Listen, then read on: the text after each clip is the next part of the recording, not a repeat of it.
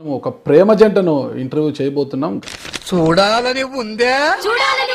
ఆ జంట ఎవరనేది నేను చెప్పేదాన్ని బట్టి మీకే అర్థమవుతుంది. ఓకే ఊరుకోవే, ఊరుకో, నేను ఉన్నాను కదా, నేను ఏదో సాల్వ్ చేస్తాను. రాజకీయం నుండి పుట్టిన ప్రేమ వారిది.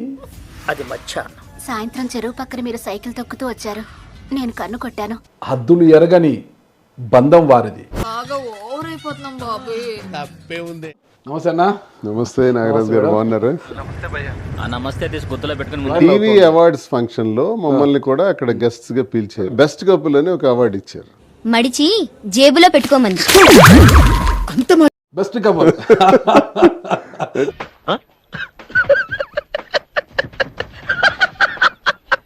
ఏం కాదా నాకు మంత్రాలు రావు కాబట్టి సరిపోయింది, కానీ వచ్చుంటే మిమ్మల్ని చెప్పించుండేవంటరా.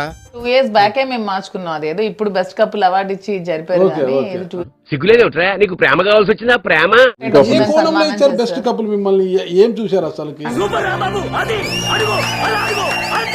మీ వైవాహిక జీవితం స్టార్ట్ అయింది ఇటీవల, అంతా ఎలక్షన్స్ ముందు. సరే, ఫైనల్ గా మీరు మరి నేను 2 సంవత్సరాల కాలంలో మీ వైవాహిక జీవితాన్ని ఏమి చూశారు?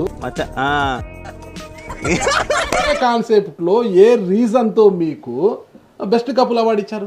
ఇవన్నీ గాలివాన్లో గట్టు మీద కూర్చొని మరణాలు తింటుంటారు చూడు, ఆ చిన్నపిల్లలు చెప్పరా, వాళ్ళు వింటారు. మనకేం తెలుస్తుంది ఇచ్చేవాళ్ళు వాళ్ళు. నాకు తెలీదమ్మా, తెలీదండి, తెలీదు అంటే విన్నాను. తెలిసిన కపుల్స్ అందరిలో బెస్ట్ మేము నేనైతే అనుకుంటున్నాను. తెలిసిన కపుల్స్ అందరిలో బెస్ట్ మేము నేనైతే అనుకుంటున్నాను. సరిపోయారు ఇద్దరును. సాగుతుంది మీకు అలా. ఎందుకు కాదు, మా ఇద్దరికి మా పరిస్థితుల ప్రభావం వల్ల మేము కలిసి ఉన్నాం. యారు దొరికిన సంత ఇది? నాకు లీగల్ గా అయిపోయాయి, ఇతనికి ఇంకా కోర్టులో నడుస్తోంది. అది వచ్చిందండి వయ్యా. కొంతమంది బ్రాహ్మణులు కావచ్చు, కోమట్లు కావచ్చు, మాంసం తినే నాన్ వెజ్ తినే వాళ్ళు ఉన్నారు అనమాట. చెప్పరు, తిన్నా చెప్పరు. అప్పుడు దువార్ శ్రీనివాస్ గారు నాకు తెలుసు అతని జీవితంలో అబద్ధాలనే అసలు ఆడరు. నేను బయట యోగిని, లోపలేమో భోగిని. అతను ఎప్పుడు ప్రజల దగ్గర అబద్ధం ఆడరు, నా దగ్గర అబద్ధం ఆడరు. బాబ్జీ గారికి తెలివితేటలు వచ్చినాయేంటి?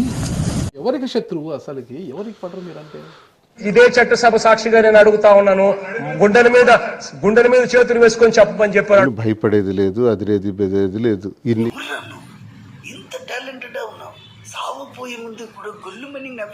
నా మీద ఇంత మరక కూడా చూపెడితే ఈ టైంలోనేనా ఉంది కదా ఈ మరక. ఇప్పుడు చెప్తా.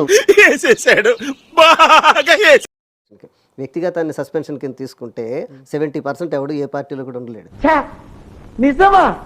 అరే ఇంత ఇంటెలిజెన్స్ ఎలా డెవలప్ చేశారా?